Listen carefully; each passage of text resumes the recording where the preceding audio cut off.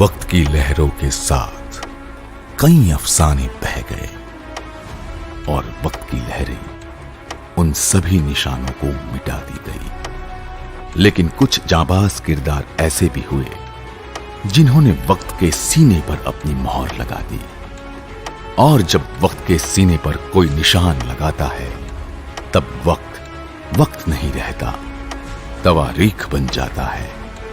और यही तवारीख गवाही देती है एक बेमिसाल किले की, जो आज भी एक अपराजित योद्धा की तरह सूरत शहर की शान बना हुआ है। यह तवारीख है उन अहम सालों की जो इस किले ने गुजारे।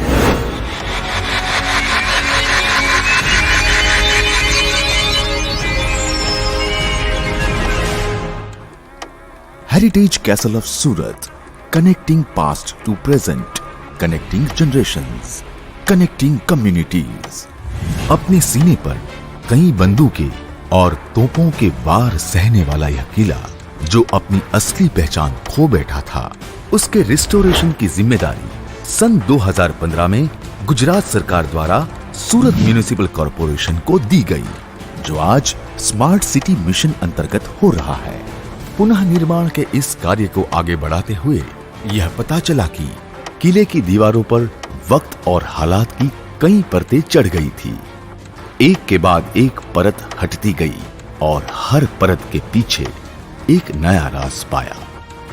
इतिहास की किताबों का अध्ययन करते हुए किले के रिस्टोरेशन का काम शुरू किया गया। सबसे पहले तो किले का जो हिस्सा जीर्ण हो चुका था उसे ध्वस्त किया गया और कुछ हिस्सों को मरम्मत के बाद और मजबूत बनाया गया। सुरक्षा के लिए लोड टेस्टिंग किया गया और आगे काम शुरू किया गया।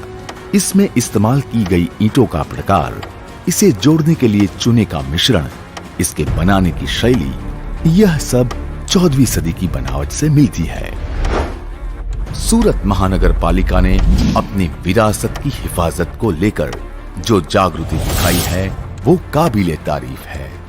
इस इमारत पर जो भी अतिरिक्त निर्माण कार्य से परतें चढ़ी थी उनको एक के बाद एक हटाया गया और इस किले का असली चेहरा धीरे धीरे सामने आने लगा।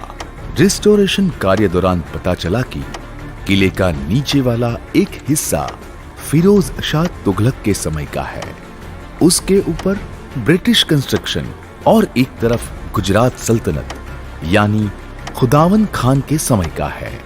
इन सब में से जिस हिस्से से महत्व की जानकारी प्राप्त हो और जो अति महत्वपूर्ण हो उसे रिस्टोर किया गया। इसके तहत फिरोज शाह तुगलक के समय में बने हुए किले पर काम शुरू किया गया। उसमें मोर्टार की चौड़ाई ज्यादा होती थी, ईंटें पतली 1 या 1.5 इंच जितनी होती थी और चौड़ी ईंटें हुआ करती थी। और खास बात यह है कि उस समय लकड़ी के अलावा कोई स्पानिंग सिस्टम नहीं थी, इसीलिए छत बनाने के लिए लकड़ी का इस्तेमाल किया गया था। इस तरह किले को ओपन बिल्डिंग कंस्ट्रक्शन सिस्टम तहत रिस्टोर किया गया। किले में ब्रिटिश काल की जैकार्ड फ्लोरिंग मिली, उसके कुछ हिस्से को भी ओपन रिस्टोर किया गया है। किले के ऊपरी हिस्से में जब फ्लोरिंग के प्लास्टर को हटाया गया तो पता चला कि यहाँ पर कोर्ट न्यायालय जैसा था और बनावट से ऐसा पता लगा कि इसका निर्माण डच शैली का है।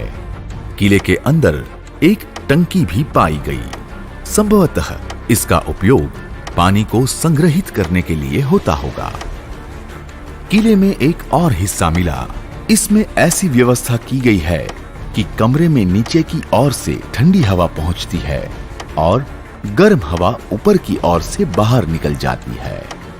इसकी रचना ऐसी की गई है कि कहीं पर भी बाहर से यह टनल्स, सुरंगें नजर नहीं आती।